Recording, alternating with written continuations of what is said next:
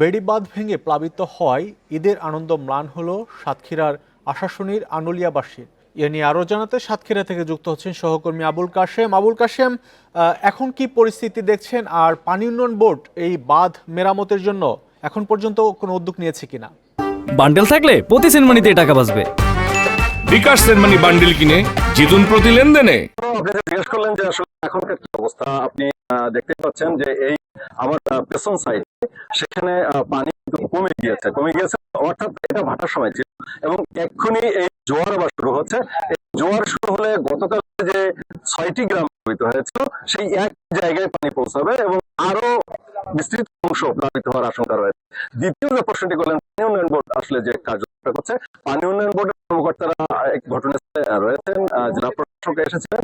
তো মিলে এখানকার বাস্তবতাটা যদি আমি বলি, সেটি হলো যে এই বিসুট পয়েন্টে যে এখানে বেড়িবাঁধ গিয়েছে, এখানে বাস অবস্থান করিয়ে তারপরে নির্মাণ সংস্কার কাজ করতে হবে। সকালে এসে যে আমরা যেটা লক্ষ্য করেছিলাম যে রিংবাঁধ বরাবর বা ওই যে আমার পেছন সাইডটা, সেখানে যেন উপরের পানি এসে ওই জায়গাগুলো আবার ভেঙে না যায়, তার জন্য স্থানীয় জনগণ তারা স্বেচ্ছাশ্রমের ভিত্তিতে সেখানে কিছু মাটি দিয়ে আটকানোর চেষ্টা করেছেন।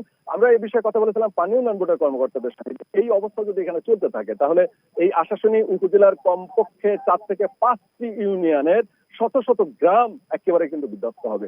তো পানি উন্নয়ন বোর্ডের কর্মকর্তারা যেটি আমাদেরকে জানিয়েছিলেন যে তাদের আসলে জিও ব্যাগের অভাব নেই, যে কোনো সময়ে কয়েক হাজার জিও ব্যাগ বা তারও 50,000 জিও ব্যাগ এখানে ফেলার সক্ষমতা তাদের রয়েছে।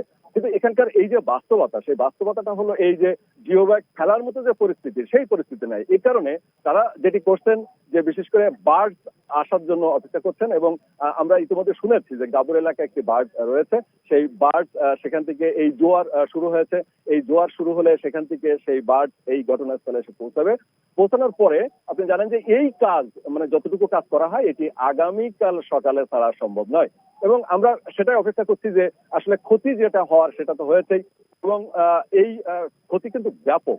এই যে বিচট সহ যে 6টি গ্রাম প্লাবিত হয়েছে, এখানে কিন্তু 5,000 হেক্টর বেশি জমি, সেখানে মাছের ঘের রয়েছে, সেই ঘের কিন্তু প্লাবিত হয়েছে, কারোর ঘেরে কিন্তু মাছ নাই এবং এই ক্ষেত্রে ক্ষতির পরিমাণ 50 কোটি টাকারও বেশি। পাশাপাশি আরো একটি বিষয় আপনাকে জানিয়ে রাখি যে এই এলাকায় কিন্তু এই বড় মৌসুমে বেশ ধান হয়। তো সেই ধান এখন পাক পেকে যাওয়ার মতো অবস্থায় রয়েছে, কিছু কিছু এলাকায় ধান কাটাও শুরু করেছে।